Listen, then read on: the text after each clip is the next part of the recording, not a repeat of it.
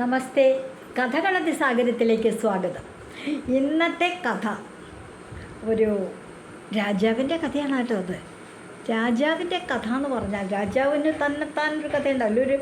ഒരു മഹാബ്രാഹ്മണനും ആ ബ്രാഹ്മണൻ്റെ ഒരു മാന്ത്രിക ബന്ധം, ബ്രാഹ്മണന് മാന്ത്രികമായിട്ടൊരു ബന്ധമുണ്ട്. അതുപോലെ രാജാവും ബ്രാഹ്മണനും തമ്മിൽ വളരെ അടുത്ത സൗഹൃദം. എന്നുവെച്ചാൽ അദ്ദേഹം കാശി ഭരിക്കുന്ന ഒരു രാജാവാണ്, കാശി രാജ്യത്തിലെ രാജാവ്. ബ്രാഹ്മണനാണെങ്കിൽ അവിടുത്തെ പുരോഹിതനുമാണ്.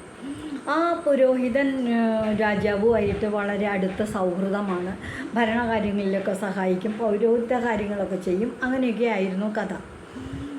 പക്ഷേ എന്ത് ചെയ്യാം, എന്നും അദ്ദേഹത്തിൻ്റെ ഒരു പ്രധാന വിനോദമാണ്. രാജാവിന് അസലായിട്ട് ചതുരംഗം കളിക്കാനറിയാം.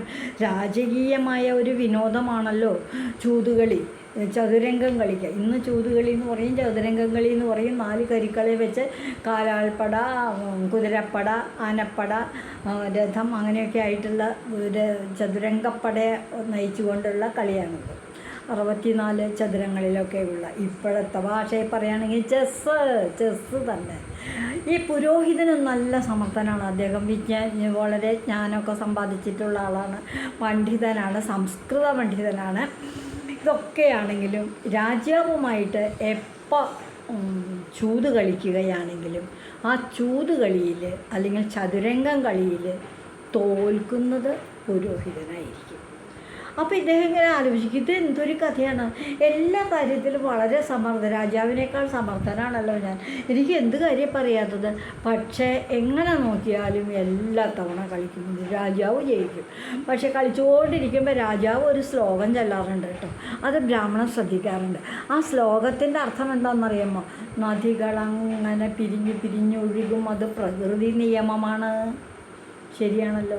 ചെറിയ ചെറിയ ചെടികളൊക്കെ വലുതായി വൻമരങ്ങളാകും, അത് പ്രകൃതി നിയമം തന്നെയാണ്. അതും രാജാവിൻ്റെ ശ്ലോകത്തിലുണ്ട്.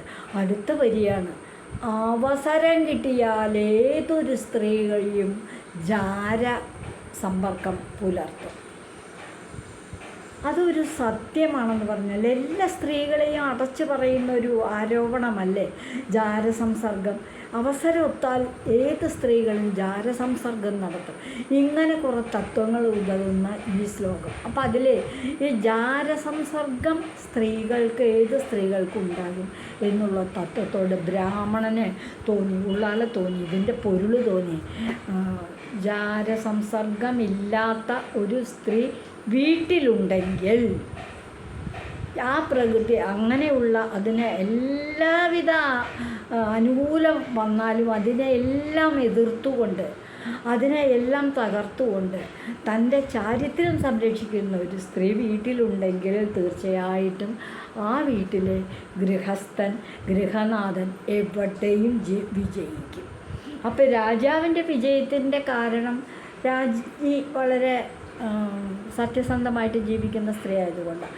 തൻ്റെ വീട്ടിലും അതുപോലെ ഒരു ജാരസംസർഗം ഇല്ലാത്തൊരു സ്ത്രീ ഉണ്ടെങ്കിൽ തനിക്ക് കളിയിൽ ജയിക്കാനാകുമെന്ന് ബ്രാഹ്മണൻ മനസ്സിലാക്കി. എന്നിട്ട് അദ്ദേഹം എന്ത് ചെയ്തു, ഇനി ഈ രാജാവിൻ്റെ ഈ കഴിവ്, അതായത് തൻ്റെ വീട്ടിലും മറ്റൊരു പുരുഷനെ കാണാത്ത, തനിക്ക് അങ്ങനെയുള്ള ഒരു പെൺകുട്ടി, കന്യകാ പെൺകുട്ടി തൻ്റെ വീട്ടിലുണ്ടെങ്കിലേ തനിക്ക് ഇനി കളിയിൽ ജയിക്കാൻ പറ്റുള്ളൂ എന്നാണ് അദ്ദേഹത്തിൻ്റെ ജ്യോതിഷമായ അറിവ്.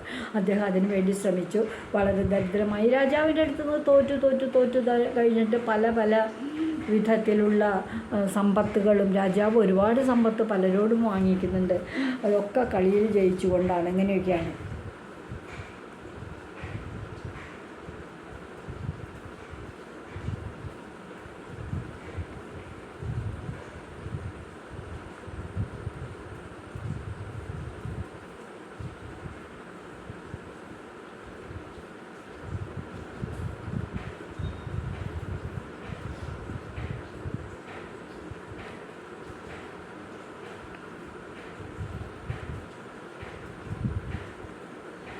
അങ്ങനെ കളിക്കാനായിട്ട് ഇരുന്നു. രാജാവിൻ്റെ അടുത്തുനിന്ന് ജയിക്കാൻ പറ്റില്ല എന്നുള്ള കാര്യം ബ്രാഹ്മണനെ പുരോഹിതന് മനസ്സിലായി.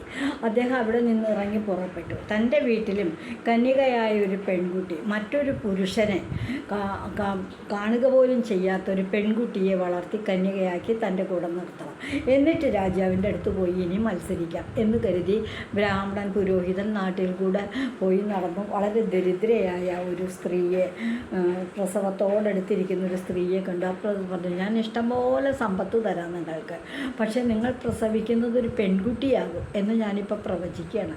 ആ പെൺകുട്ടിയെ എനിക്ക് തരണം, വളർത്താനായിട്ട് തരാൻ സമ്മതമാണെന്ന് ചോദിച്ചു. അപ്പോൾ ആർസ് വിചാരിച്ചു തന്നെ ദാരിദ്ര്യമൊക്കെ മാറുമല്ലോ, തനിക്ക് ഇനിയിപ്പം മക്കളുള്ളതാണെങ്കിൽ ഇനിയും പ്രസവിക്കാമല്ലോ എന്ന് കരുതി ഭർത്താവും ആ സ്ത്രീയും കൂടി ഒരുമിച്ച് ചേർന്നൊരു തീരുമാനം എടുത്തു. ഇപ്പോൾ ഉണ്ടാകുന്ന ഈ പെൺകുട്ടിയെ ബ്രാഹ്മണനെ കൊടുത്തേക്കാണ്. അങ്ങനെ എന്ന് സംഭവിച്ചു.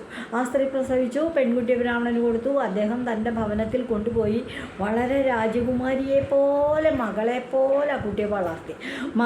മകൾ തന്നെയാണ്.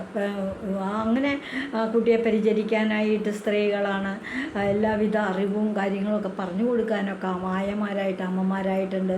ആ കുട്ടിയുടെ കാവലിന്, വീട്ടിലെ എല്ലാവിധ ജോലികൾക്കും ആയുധ പരിശീലനം വരെ നടത്തിയ സ്ത്രീകളെയാണ് നിയമിച്ചേക്കണത്. വേറെ ഒരു പുരുഷന്മാരുടെ ആവശ്യം അവിടേക്കില്ല. അങ്ങനെ കാലങ്ങൾ കുറച്ച് കഴിഞ്ഞു. ഈ കുട്ടി വളർന്നു വലുതായി, കൗമാരപ്രായം എത്തി, കന്യകാ പെൺകുട്ടിയായി കഴിഞ്ഞപ്പോഴും ഇതേവരെ അച്ഛനെ അല്ലാതെ മറ്റൊരു പുരുഷനെ ആ കുട്ടി കണ്ടിട്ട് പോലുമില്ല. വളരെ അറിവൊക്കെ പറഞ്ഞു കൊടുക്കും, ഇദ്ദേഹം വളർത്തി.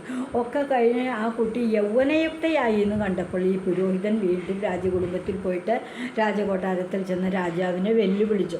അങ്ങ് തയ്യാറാണോ? ഞാനിപ്പോൾ ചതുരംഗം കളിക്കാൻ തയ്യാറാണോ എന്ന് മനസ്സിലായി. അപ്പോൾ രാജാവിന് ഉള്ളാലെ തോന്നി, ഇതെന്തത് ഇപ്പോൾ ഇയാൾ വെല്ലുവിളിച്ചുകൊണ്ട് വരാൻ കാരണം? ഇയാളുടെ എന്തോ തൻ്റെ ശ്ലോകത്തിൻ്റെ അർത്ഥം, തൻ്റെ വിജയത്തിൻ്റെ പിന്നിലുള്ള ആ ധ്വനിക്കുന്ന അർത്ഥം, താൻ ചൊല്ലാറുള്ള ശ്ലോകത്തിൻ്റെ അർത്ഥം മനസ്സിലാക്കി ഇയാൾ അതിനൊരു പരിഹാരം കണ്ടുവന്നിട്ടുണ്ടാവും. അതുകൊണ്ട് ഇപ്പോൾ തന്നെ വെല്ലുവിളിക്കണം.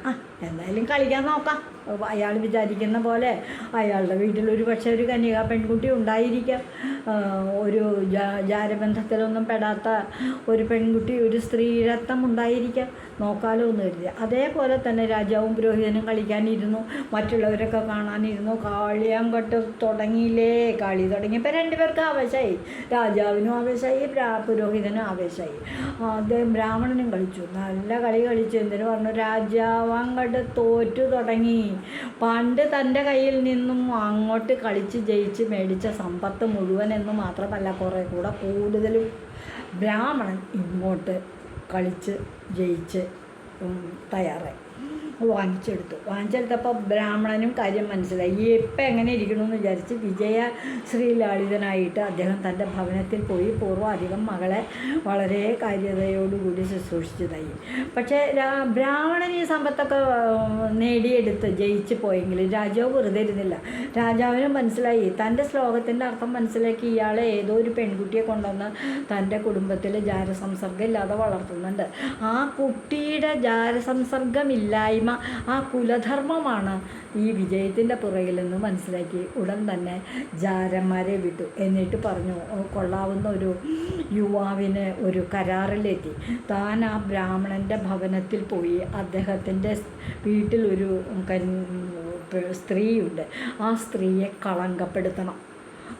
തനിക്കതിന് സാധിക്കും, ഞാൻ ധാരാളം പണമൊക്കെ തരാമെന്ന് പറഞ്ഞു. ദീപാങ്കുരൻ എന്ന് പറയുന്ന ആ ഒരു യുവാവ് തയ്യാറായി. ഞാൻ ശ്രമിക്കാൻ തീരുമാനിച്ചത്, എനിക്ക് കഴിയുമെങ്കിൽ ഞാൻ ആ പെൺകുട്ടിയെ കളങ്കപ്പെടുത്തുകയും ചെയ്യാം എന്ന് പറഞ്ഞുകൊണ്ട് തയ്യാറായി. പക്ഷെ പെട്ടെന്ന് ബ്രാഹ്മണൻ്റെ വീട്ടിലേക്കൊന്നും കയറി ചെല്ലാൻ പറ്റില്ല. എത്ര കാവലുകളാണ് അവിടെ. ഒരു കാര്യത്തിനും ആ കുട്ടിക്ക് തൻ്റെ മകൾക്ക് പുറത്തു പോകേണ്ടതായ ആവശ്യമേ വരുന്നില്ല. എവിടെ പോവുകയാണെങ്കിലും ആയുധധാരികളായ പെൺപടയാളികളാണ് കൂടെ. അങ്ങനെ സംരക്ഷിക്കുന്നുണ്ട് ആ കുട്ടി. ദീപാകുരൻ എന്ത് ചെയ്തു എന്ന് വിചാരിച്ചാൽ, ദീപാകുരൻ രാജകൊട്ടാരത്തിൽ നിന്ന് രാജാവിൻ്റെ നിന്ന് കുറേ കാശുമൊക്കെ മേടിച്ചുകൊണ്ട് പോയിട്ട് സുഗന്ധ വസ്തുക്കൾ വിൽക്കുന്ന ഒരു കട ഈ ബ്രാഹ്മണൻ്റെ വീടിനടുത്തായിട്ടാണ് തുടങ്ങി.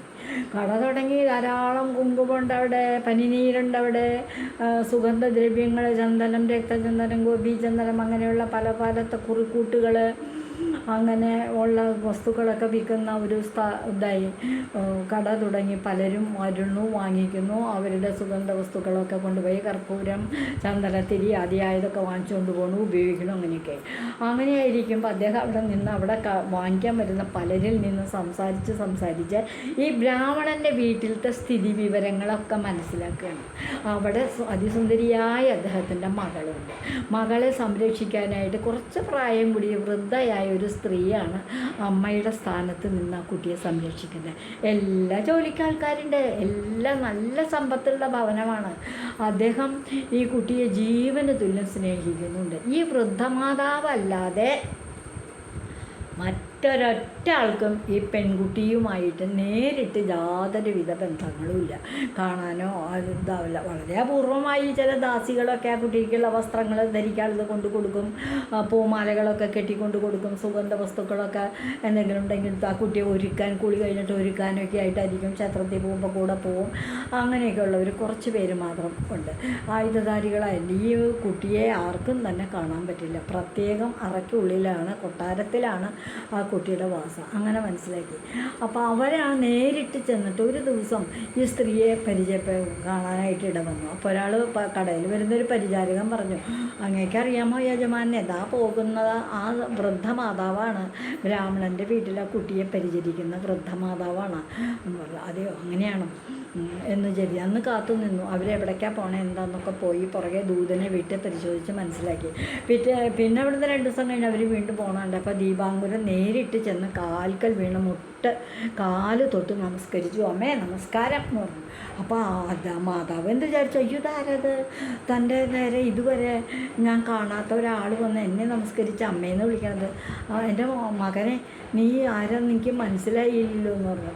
അയ്യോ അമ്മേ, കുട്ടിപ്രായത്തിൽ. അപ്പോൾ ഇവരുടെ പുറകിലൊരു കഥയുണ്ട്. ഈ വൃദ്ധമാതാവ് അവിടെ വരുമ്പോൾ അവർക്ക് 3 വയസ്സ് പ്രായമുള്ളൊരു മകനുണ്ടായിരുന്നു നേരത്തെ. ആ മകനെ ഒരു പൂരപ്പറമ്പിൽ വെച്ച് കാണാതായി, പിന്നെ തിരിച്ച് കിട്ടിയിട്ടില്ല. അപ്പോൾ അങ്ങനെയുള്ളൊരു കഥയായി. ഇപ്പോൾ ദീപാങ്കുരൻ എന്ന് പറഞ്ഞു, ഞാനാണ് അമ്മയുടെ നഷ്ടപ്പെട്ടു പോയ മകൻ, എൻ്റെ പേര് ദീപാങ്കുരൻ എന്ന് പറഞ്ഞു. അതെയോ, എൻ്റെ പുതിയ യജമാനൻ എന്നെ അങ്ങനെ പേരിട്ട് വിളിച്ചേ. എനിക്കറിയാം, അങ്ങ് പൂരപ്പറമ്പിൽ വെച്ചിട്ടല്ലേ എൻ്റെ കൈ വിട്ട് പോയി, നമ്മുടെ കൈ വിട്ട് ഞാൻ പോയത്, എന്നെ ആരോ പിടിച്ചുകൊണ്ട് പോവുക ചെയ്തത്. ഇപ്പോഴാണ് ഞാൻ അമ്മയെ കണ്ടപ്പോൾ എനിക്ക് മനസ്സിലായി. അപ്പോഴത്തേക്കും ഇയാൾ ചട്ടം കെട്ടി നിർത്തിയിരുന്ന കുറച്ച് ആൾക്കാർ അപ്പുറം അയ്യോ എന്തൊരു ചായ, അമ്മയ്ക്കും മകനും ഒരേ ചായ കേട്ടോ, അമ്മയുടെ അതേ കണ്ണുകൾ എൻ്റെ മകനും. എന്ത് നിങ്ങൾ ഇപ്പോഴെങ്കിലും കണ്ടുകൂട്ടിയല്ലോ, വളരെ നല്ല കാര്യം. അന്ന് തൊട്ട് അമ്മയും മകനും നല്ല സ്നേഹമായി. ആട്ടെ ചോദിക്കട്ടെ, അമ്മപ്പ എങ്ങനെ പോണേ എന്ന് ചോദിച്ചു. പറഞ്ഞു ഞാനിങ്ങനെ ഈ കുമാരിക്ക് വേണ്ടി, സുഗന്ധി എന്നാണ് ആ കുട്ടിയുടെ പേര്, സുഗന്ധിക്ക് വേണ്ടി സുഗന്ധ വസ്തുക്കളൊക്കെ വാങ്ങിക്കാനായിട്ട് പോവുകയാണ്. അങ്ങനെ പോകും. എന്തിനാ പോണത്, എൻ്റെ ഈ കട അതിവിടെ ഉള്ളതല്ലേ, നല്ല കാര്യമായി. ഇപ്പോൾ ഈ അമ്മയ്ക്ക് എന്ത് വേണമെന്നുണ്ടെങ്കിലും ഞാൻ ഇവിടുന്ന് തരാമല്ലോ എന്ന് പറഞ്ഞു. ആ കൊണ്ടുവന്ന പാത്രത്തിൽ നിറയെ കൊട്ടയിൽ, പൂക്കൊട്ട പോലത്തെ വലിയ കൊട്ടയിൽ നിറയെ ദീപാങ്കുരൻ്റെ കടയിൽ നിന്നും സുഗന്ധിക്ക് ആവശ്യമുള്ളതായ പൂമാലകളും പൂജാദ്രവ്യ വസ്തുക്കളും സുഗന്ധ വസ്തുക്കളും അണിയാനുള്ള കുറുക്കൂട്ടുകളും എല്ലാം കൊടുത്തയച്ചു. അപ്പോൾ അതിന് പണം കൊടുക്കാനായിട്ട് മടിച്ചില്ല. തുറന്ന് ഈ അമ്മ എനിക്ക് കാശൊന്നും തരണ്ട, ഞാൻ ആദ്യമായിട്ട് അമ്മയ്ക്ക് തരുന്നതാണ്.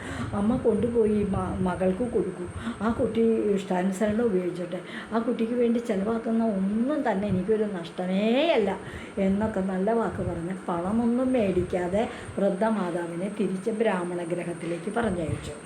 ആ കാശ് വൃദ്ധമാതാവ് തൻ്റെ പ്രത്യേക സമ്പാദ്യത്തിലേക്കും വെച്ചു. അവിടുന്ന് 4 ദിവസം കഴിഞ്ഞ് വീണ്ടും സുഗന്ധ വസ്തുക്കൾ വാങ്ങിക്കാൻ പുറത്തേക്ക് ഇറങ്ങി. ഇതേപോലെ തന്നെ പാത്രം നിറയെ സുഗന്ധ വസ്തുക്കൾ ദീപാങ്കുരം കൊടുത്തു. ആ പണവും ബ്രാഹ്മണ ഗ്രഹത്തിൽ നിന്ന് സ്വന്തം മടിശീലയിലേക്ക് മാറ്റി.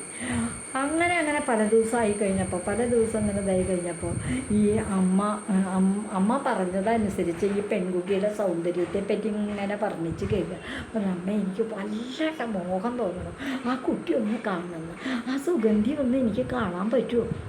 അയ്യോ, ആണുങ്ങളായിട്ടുള്ള ഒരാളെ അകത്തേക്ക് കയറ്റില്ല കുട്ടറച്ചൻ, പിന്നെ എന്തു ചെയ്യും, എങ്ങനെ സാധിക്കും? ആ അമ്മ വിചാരിച്ചാൽ പറ്റും, അമ്മ ഒന്ന് മനസ്സിരുത്തിയാൽ മതി, എനിക്ക് സാധിക്കും എന്ന് പറഞ്ഞു. അങ്ങനെ പറഞ്ഞു, ശരി ഞാനൊന്ന് ആലോചിക്കട്ടെ എന്നും പറഞ്ഞ് വൃദ്ധമാതാവ് സുഗന്ധ വസ്തുക്കളും കൊണ്ടന്ന് ബ്രാഹ്മണ ഗ്രഹത്തിലേക്ക്, കൊട്ടാരത്തിലേക്ക് പോവുകയും ചെയ്തു.